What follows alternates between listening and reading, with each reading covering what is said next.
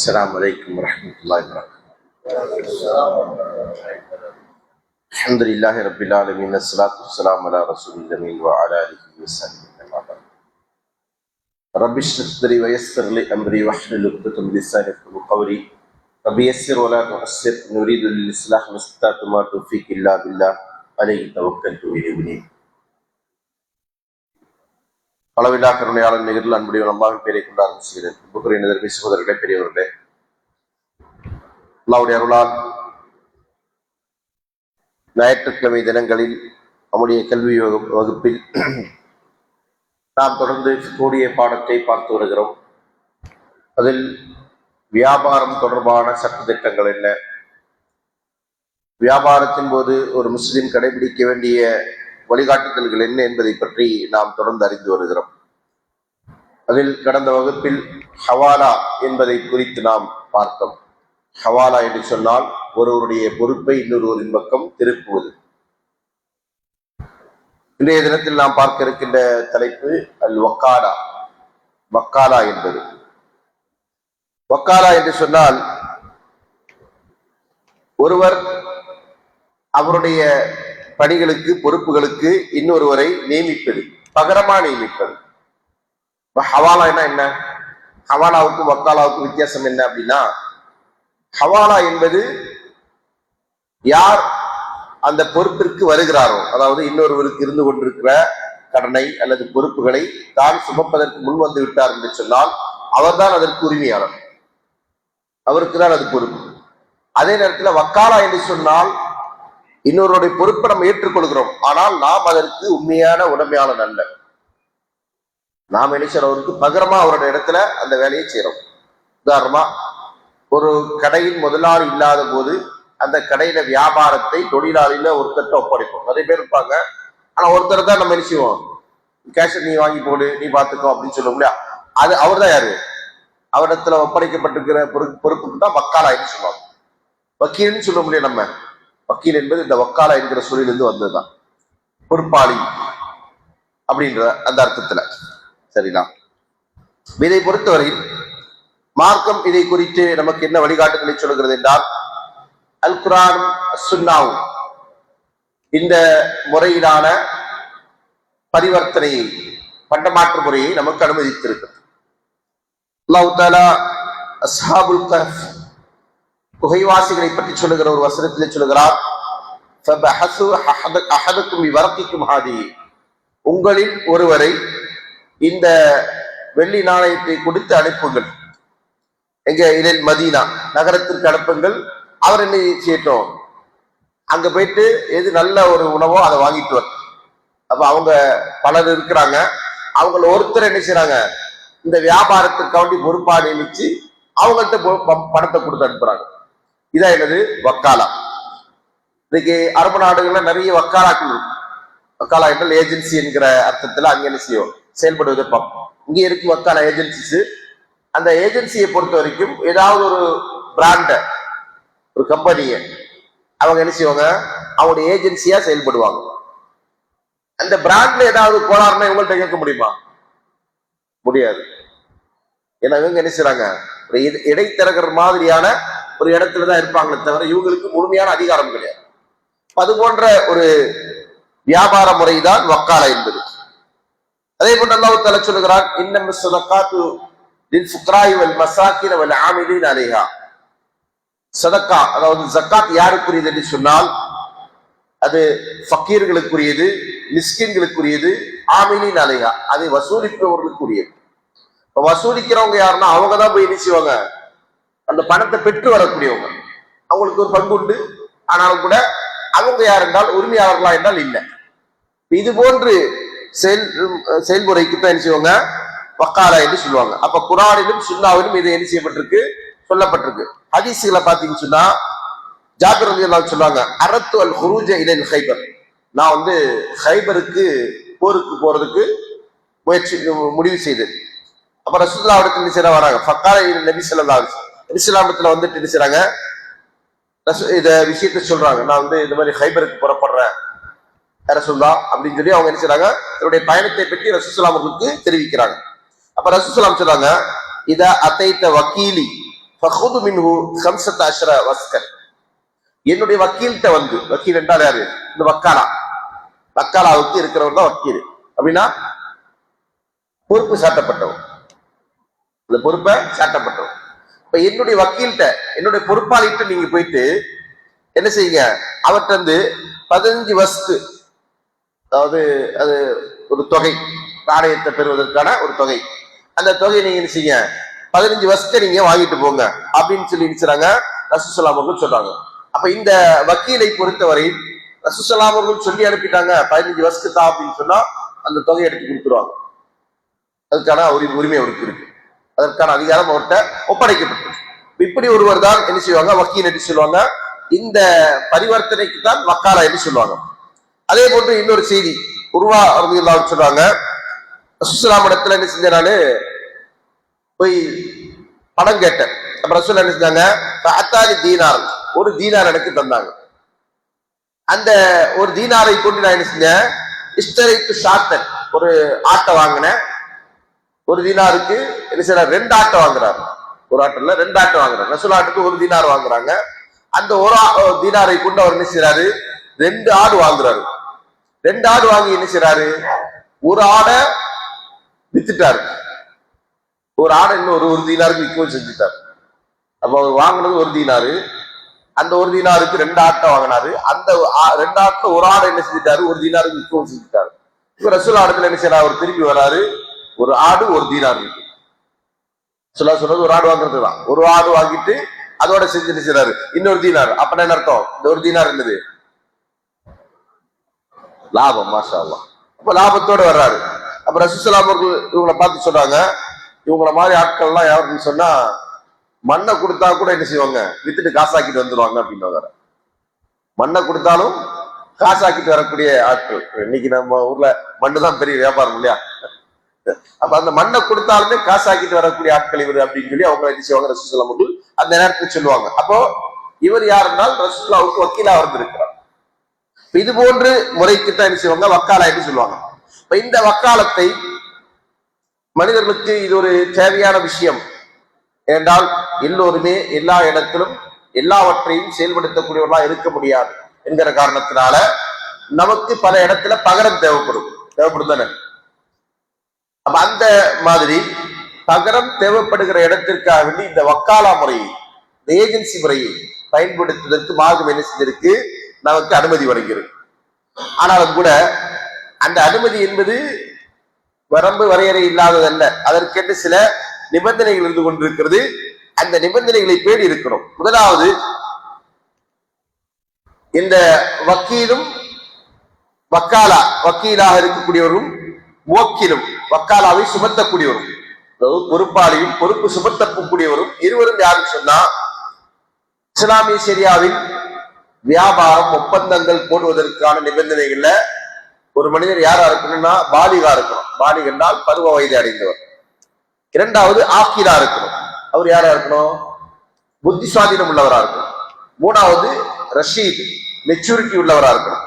இந்த நிபந்தனைகள் இருந்தால் மட்டும்தான் என்ன செய்ய முடியும், இது போன்று தனக்கு ஒருவர் வக்கீல் அமைத்துக் கொள்ள முடியும். வக்கீல்னா பொறுப்பு சாட்டப்பட்டவர், முவக்கல்னால் அவர் மீது பொறுப்பு சாட்டக்கூடியவர்.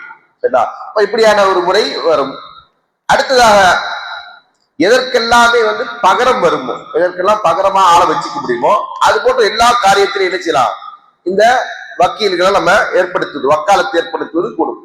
வியாபாரம், கொடுக்கல் வாங்கல், அதே போன்று உடன்படிக்கைகள், திருமணம், திருமணத்துல தலாக்கு, ஃபஸ்க், இது போன்ற விஷயங்கள். அப்படின்னு என்ன அர்த்தம், இப்போ கணவன் வெளிநாட்டுல இருக்கிறாரு, கணவன் வெளிநாட்டுல இருக்கிறாங்க, அவரு தன்னுடைய மனைவியை பிரிய முடிவு செஞ்சிட்டார். அவர் என்ன செய்யறாருன்னா, அங்கிருந்து வெளிநாட்டுல இருந்து வராத ஒருத்தர் அவரை என்ன செய்யறாரு, வக்கீல் ஆக்குறாரு. எதுக்காண்டி, ஏன் மனைவிக்கு தலாக் சொல்ற, நீ போய் சொல்லிட்டு அப்படின்னு சொன்னா அது தலாக். புரியுதுங்களா? அவர் வெளிநாட்டில் இருக்கிறாரு, வெளிநாட்டில் இருக்கிறவர் என்ன செய்யறாரு, தன்னுடைய மனைவிய தலாக் சொல்ல விரும்புறாரு, தலாக் சொல்ல முடிவு செஞ்சிட்டார். அவரு அந்த தலாக் என்ன செய்யறாரு, யார்ட்ட கொடுக்கிறாரு, ஒரு வக்கீல்கிட்ட கொடுக்கிறாரு. நான் என் மனைவிக்கு தலாக் சொல்லிட்டேன், போய் சொல்லிடுங்க. அப்படின்னு சொல்லி அவர் வந்து இங்க தலாக் சொல்லிட்டாருன்னா அது தலாக்கு தான். அங்க உட்கார்ந்து என்ன செய்யக்கூடாது, அதெல்லாம் முடியாது. அவர் வரட்டும், அவர் வந்தாதான், அவர் நேரடியா சொன்னாதான், அப்படியெல்லாம் கிடையாது. ஏன்னா இதெல்லாம் என்னது, ஒருவேளை அவருக்கு வர முடியாத சூழ்நிலை இருக்கும் இல்லையா. இன்னைக்கு நம்ம அதோடைய தொழில்நுட்பங்களை பயன்படுத்தக்கூடிய அளவுக்கு நம்ம வசதி இருக்கு, லைவ்ல எடுக்கலாம், பேசிக்கலாம். இதெல்லாம் இல்லாத காலத்துல கடித போக்குவரத்து இல்ல, தொலைத்தொடர்பு இல்ல, அப்படின்ற காலத்துல எப்படி நடக்கும், இப்படிதான் நடக்கும். அதற்காக என்ன செஞ்சிருக்கு மார்க்கம் இது போன்ற விஷயங்களை, அது தலாக்கா இருந்தாலும் சரி, ஹுலா இருந்தாலும் சரி, ஃபஸ்கா இருந்தாலும் சரி, எல்லாமே என்ன செய்யும், எதற்கெல்லாம் நியாபத்து கூடுமோ, பகரம் கூடுமோ, அது எல்லாமே இதை கொண்டு, இந்த வக்காலத்தை கொண்டு நம்ம நிறைவேற்றிக் கொள்ளலாம். இதுல இபாதத்துகளில் கூட என்ன செய்ய முடியும், வக்காலத்து உண்டு. இபாதத்துல எப்படி வக்காலத்து அப்படின்னு சொல்லி கேட்டீங்கன்னா, சில இபாதத்துகளை நமக்கு என்ன செஞ்சிருக்கு மார்க்கம், இப்படி வக்காலத்தை பகரம் இன்னொருத்தரை கொண்டு செய்யறதுக்கு அனுமதிச்சு. என்ன இபாதத் அப்படி இருக்கு, ஹஜ் உம்ரா, வேற ஜக்காத். ஜக்காத் நான் என்ன செய்யலாம், ஒருத்தட்ட கொடுத்து வச்சுட்டு நீங்க என்ன செய்யுங்க, இந்த வருஷத்துக்கான ஜக்காத்து இவ்வளவு கல்குலேஷனு, அடுத்த வருஷம் இவ்வளவு வரும், நீங்க என்ன செய்யுங்க இதுல எடுத்து கொடுத்துருங்க அப்படின்னு சொன்னா, அவரு கொடுத்தாலே என்னுடைய ஜக்காத் என்ன ஆயிடுச்சு, நிறைவேறிடுச்சு. என் தொகையிலிருந்து கொடுக்கணும் அது சரிங்களா, என்னுடைய பொருளாதாரத்திலிருந்து அவர் எடுத்து கொடுக்கிறாரு, நான் கொடுக்கல, ஆனா நான் என்ன செஞ்சுட்டேன், அவரை வக்கீல் ஆக்கிட்டேன், பொறுப்பாளி ஆக்கிட்டேன். நீங்க தான் என்ன செய்ய அதை எடுத்து கொடுக்கணும். நீங்க பெரும் பெரும் நிறுவனங்களை போனீங்கன்னா அப்படிதான் இருக்கும். பெரும் பெரும் நிறுவனங்கள் இருக்கு இல்லையா, முஸ்லிம்களால் நடத்தப்படுகிற நிறுவனங்கள், அங்கே ஓனர் உட்கார்ந்து என்ன செய்ய முடியாது, ஜக்காத்து கால்குலேட்டும் பண்ண மாட்டாரு, ஜக்காத்தை பிரிக்கவும் மாட்டாரு. ஆனா அவர் அதுக்கு என்ன செஞ்சிருவாரு, ஒரு ஆளை நியமிச்சு வச்சிருவாரு. அவர் என்ன செஞ்சிருவாரு, யார் யாருக்கு எவ்வளவு கொடுக்கணுமோ பார்த்து கொடுத்துருவாரு. கொடுக்க வேண்டிய லிஸ்ட் சில நேரத்தில் அவர்கிட்ட ப்ரிப்பேர் ஆகும். இந்த மதரசால இருந்து வந்தா, இந்த பஸ்ல இருந்து வந்தா, இந்த அமைப்புல இருந்து வந்தா, இவ்வளவு கொடுத்துருன்னு சொல்லி என்ன செஞ்சிருவாரு, அவர் அதுக்கு ஒரு லிஸ்ட்டை கொடுத்துருவாரு. அப்ப இவரு அந்த வக்கீலா இருக்கிறவர் தான் என்ன செய்வார், அந்த பொறுப்பை நிறைவேற்றி கொண்டிருப்பார். அப்படி அவர் நிறைவேற்றினாலே என்ன செய்யலாம், தாராளமா அது நிறைவேறிடும். அதே மாதிரிதான் கஃபாரா. கஃபாரா பரிகாரங்கள், பரிகாரம் நிறைவேற்ற வேண்டியிருக்கு இல்லையா. ஒருத்தர் என்ன செய்யறாரு, ஒரு சில தவறுகளை செய்யறாரு, அப்ப அதற்கென்று மார்க்கம் சில கஃபாராக்களை சொல்லி இருக்கு. உதாரணமா பிஹார் அப்படின்னு நினைச்சீங்கன்னா, அதாவது தாயை தன்னுடைய மனைவிக்கு ஒப்பானவள் என்று ஒருவர் சொல்வது. அப்படி சொல்லிட்டாருன்னா அவர் என்ன செய்யணும், 60 நாள் நோன்பு வைக்கிறோம், 60 ஏழைகளுக்கு உணவளிக்கிறோம். தாயை தன்னுடைய மனைவிக்கு ஒப்பானவள் என்று ஒருத்தர் சொல்லிட்டாருன்னா சரிங்களா, 60 நாள் நோன்பு வைக்கணும், அல்லது என்ன செய்யணும், ஒரு 60 ஏழைகளுக்கு உணவளிக்கணும். இது கஃபாரா. இந்த கஃபாராவை அவர் என்ன செய்யலாம், யாரோ ஒருத்தட்ட இந்த நோம்புன்னா அவர் வைக்கணும், உணவளிக்கிறதா இருந்தா நீங்க கொடுத்துருங்க, ஒரு 60 பேரை பார்த்து கொடுத்துருங்க அப்படின்னு யாரோ அவருக்கு என்ன செய்யலாம், நீ வைக்கலாம். அதன் மூலமாக அந்த இபாதத்து நிறைவேறிடும், அந்த கஃபாரா நிறைவேறிடும். அதே போன்று நேர்ச்சி, இது என்ன செய்யலாம், அவரு நான் சாப்பாடு போடுறேன், 100 பேருக்கு சாப்பாடு போடுறேன்னு நேர்ச்சி வச்சுட்டேன், அதாவது 50 பேருக்கு சாப்பாடு போடுறேன்னு நேர்ச்சி வச்சுட்டேன், நீங்க என்ன செய்யுங்க பார்த்து தேவையுள்ளவர்களுக்கு கொடுத்துருங்க அப்படின்னு சொல்லி அவரு அதுக்கெல்லாம் பகரம் வைக்க முடியும். அதே போன்று ஹஜ்ஜு உம்ரா, இதற்கு என்ன செய்யலாம், தனக்கு முடியல, என்னுடைய பொருளாதாரத்தை கொண்டு நீங்க என்ன செய்யுங்க, எனக்கா வேண்டி ஹஜ்ஜி செய்யுங்கள், எனக்கா வேண்டி உம்ரா செய்யுங்கள் என்று என்ன செய்ய முடியும், அதுல இன்னொருத்தர பகரமாக்கி கொள்ள முடியும். அப்ப இதெல்லாம் என்ன இருக்கு, இந்த வக்காலா முறை இருந்து கொண்டிருக்கு.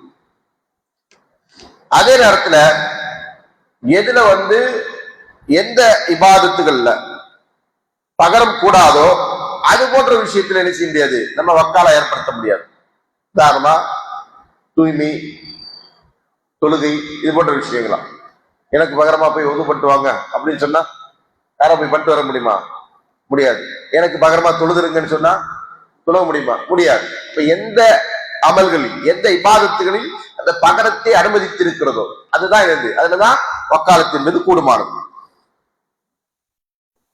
அதே போன்று இந்த வக்காலா முறையில் யார் அந்த வக்கீலா இருக்கிறாரோ, பொறுப்பாளியா இருக்கிறாரோ, அவரிடத்துல அவருக்கு பொறுப்பு ஒப்படைத்தவர் இருக்காரு இல்லையா, அவர் எந்த அளவுக்கு அனுமதி கொடுத்திருக்கிறாரோ அந்த அளவுக்கு அவருக்கு இருக்கு அதிகாரம் இருக்கு. அதான் அவருக்கு ஒரு லிமிட் இருக்கோ, அந்த லிமிட்டுக்குள்ளதான் அவர் செயல்பட முடியும். இதே நேரத்துல ஹவாலா முறையில போயிடுச்சுன்னா அவருக்கு லிமிட் எல்லாம் கிடையாது, ஏன்னா அவருக்கு முழுசா அவருக்கு தான் பொறுப்பு. இந்த வித்தியாசம் சரிங்களா. இப்ப இந்த அடிப்படையில இதற்கான நிபந்தனை இருந்து கொண்டிருக்கு என்பதை பார்க்கிறோம். சரிங்களா? அடுத்தது, நாம் ஒருத்தர் வக்கீல் ஆக்கிட்டோம். என் வேலைக்காண்டி, என்னுடைய பணிகளுக்காண்டி, என்னுடைய பொறுப்புகளுக்காண்டி ஒருத்தர் நான் வக்கீல் ஆக்கிட்டேன். அவர் என்ன செய்யறது? அவர் இன்னொருத்தரை கொண்டு வந்து வைக்கிறது. சில வேலைகள் அப்படி இருக்கும் இல்லையா? நாம் ஒருத்தர் சொல்லுவோம், அவர் என்ன செய்வாரு? அவர் இன்னொருத்தர் சொல்லுவாரு, அவர் இன்னொருத்தர் சொல்லுவாரு. கடைசியில சொன்னவர்கிட்ட நிற்கும். என்னன்னு வேலை நடந்திருக்காது.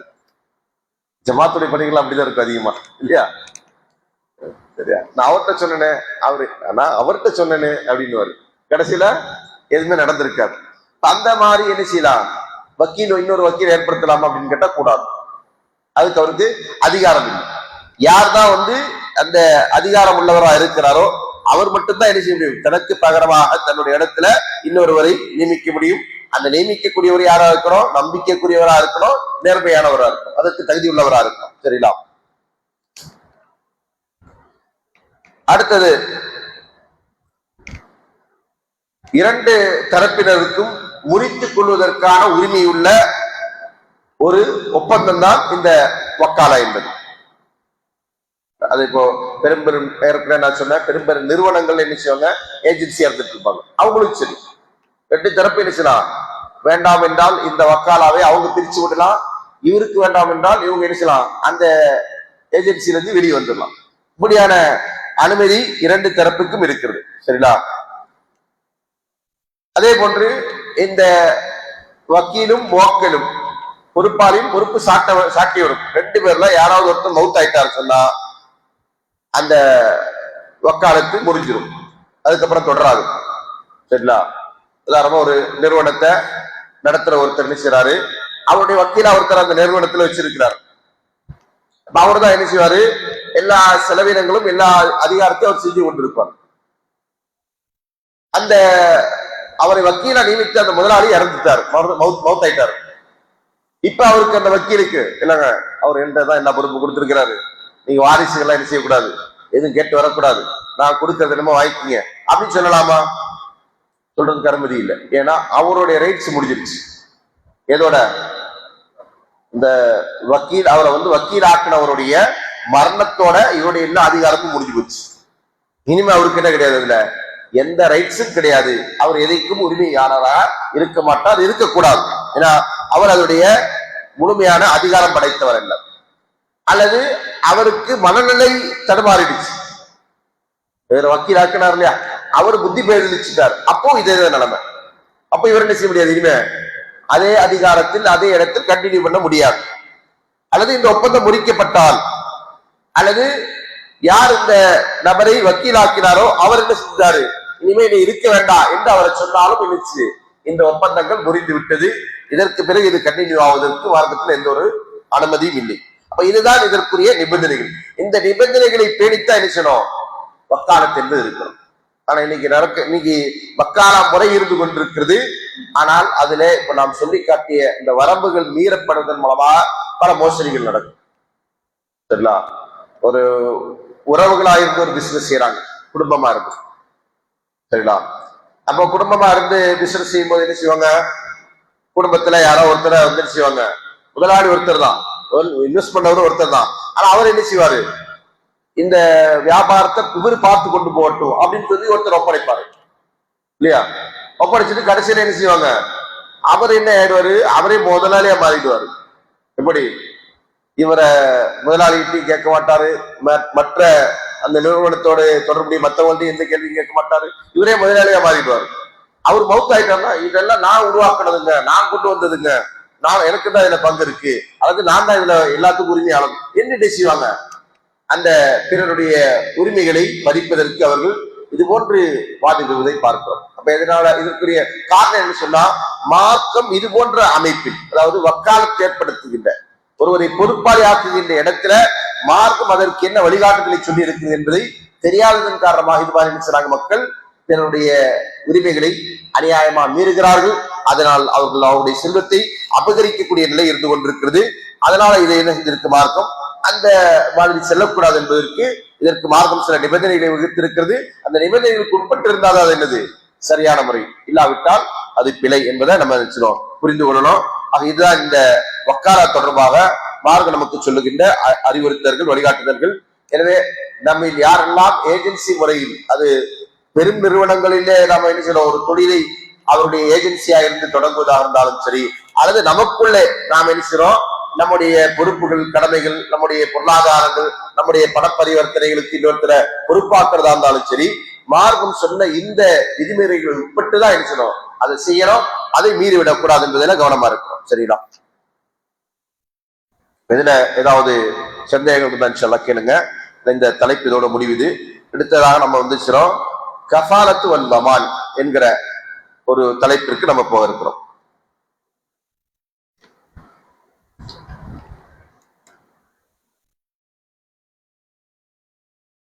சந்தேகங்கள் இருக்கா இல்லையா?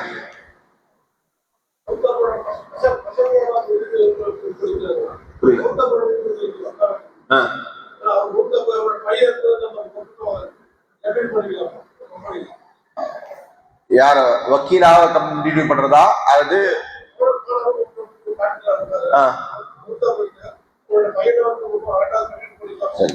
அதாவது அவர் என்ன கேட்கிறாரு அப்படின்னா, ரெண்டு பேரும் பார்ட்னரா இருக்கிற இடத்துல பார்ட்னர்ஷிப், அதோடைய டேர்ம்ஸ் அண்ட் கண்டிஷன் வேற, அது பிசினஸ்ல.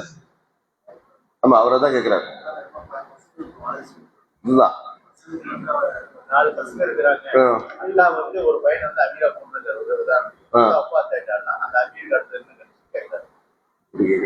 சரி.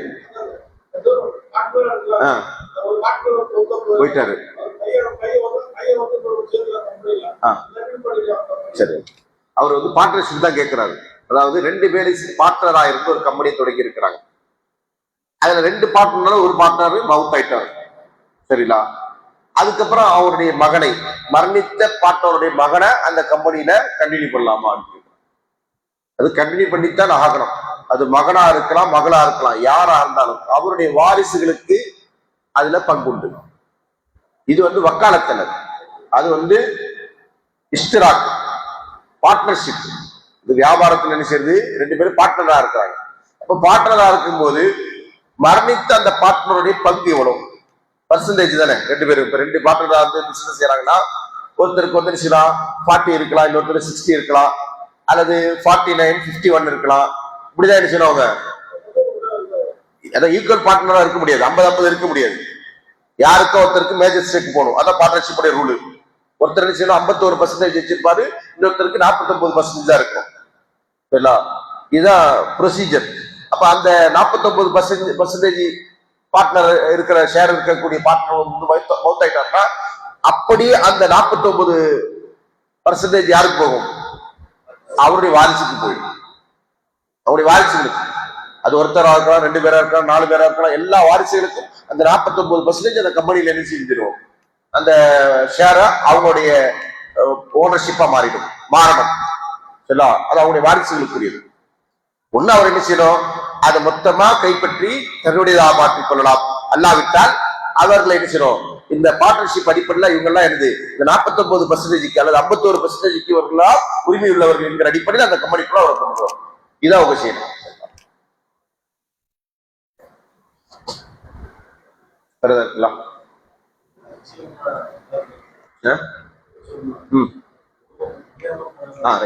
ஹஜ் உம்ராவை எப்போ வந்து நம்ம வக்கீலா நியமிக்கலாம் அப்படின்னு கேட்கிறாங்க. அப்ப ஹஜ்ஜுக்கு உம்ராவுக்கு நம்ம என்ன சொல்ற, ஒருத்தர் வக்கீலா நியமிக்கிறது எப்போ அப்படின்னு கேட்டீங்கன்னா, ஒருத்தர் வந்து ஹஜ் செய்வதற்கான உடல் வசதி இல்லாதவரா இருக்கிறார். ஹஜ் அவருக்கு கடமை.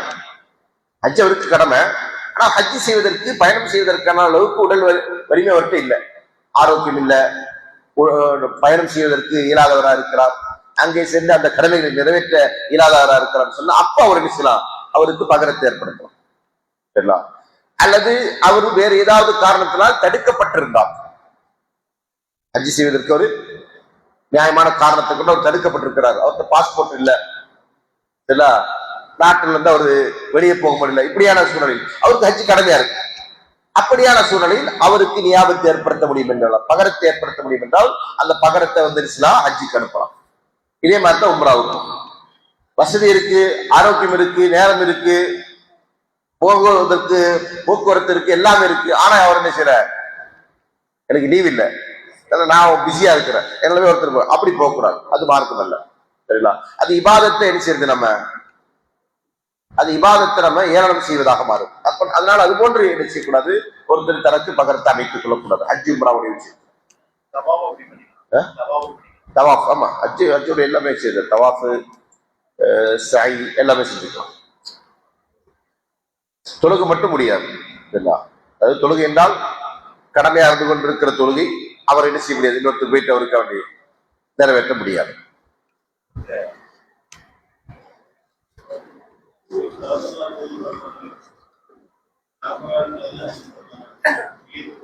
அதாவது மரணித்த தந்தைக்கு பகரமாக பிள்ளைகள் ஹஜ் செய்யலாமா?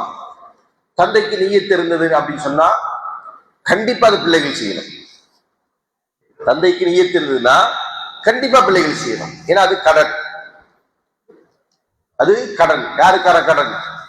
பாப்பா அல்லாஹ்வுக்கு என்று நிறைவேற்ற கடமைப்பட்டிருக்கிற ஒரு கடனை விட்டு விட்டு சென்றார். அந்த கடனை நிறைவேற்ற பொறுப்பு யார்கிட்ட இருக்கு? பிள்ளைங்கிட்ட இருக்கு. அப்படியான நிலையில் அவர் நியத்து வைத்திருந்து அதை நிறைவேற்றாமல் போயிட்டான்னு சொன்னா அவருக்காக அவருடைய பிள்ளைகள் அந்த ஹஜ்ஜை அல்லது உம்ராவை நிறைவேற்றுவர்களுக்கு கடமையாயிடுச்சு, கடனாக மாறிடுச்சு. ரசூலுல்லாஹி இடத்துல ஒரு பெண்மணி கேட்கிறாங்க, என் தந்தை ஹஜ்ஜி கடமையானவரா இருக்கிறார், ஆனால் அவரால் செய்ய முடியாது, பயணம் செய்ய முடியாது, அவ்வளவு வயோதிகம் அவருக்கு. இப்ப நான் அவருக்காண்டி ஹஜ்ஜி செய்வேமா அப்படின்னு கேட்ட உடனே ரசூலுல்லாஹி சொன்னாங்க, இன்கான லி அபீக தெய்னுன், வாப்பாவுக்கு கடன் இருந்தான், அதை நிறைவேற்றியே இல்லையா அப்படின்னு கேட்கிறாங்க. ஆமா, யார் சொல்லலாம். தெய்னுல்லாஹி ஹக் அன் துஅத்திஹா, அல்லாஹ்வுக்குரிய கடன் தான் நிறைவேற்றுவதில் மிகவும் அருகதையானது, தகுதி படைத்தது. அப்ப அல்லாஹ்வுக்குரிய கடன் முதல் நிறைவேற்றுகிறாங்க. அதன் அடிப்படையில் நினைச்சணும், அந்த கடனை நிறைவேற்ற வேண்டும், அது பிள்ளைகள் மீது கடமை.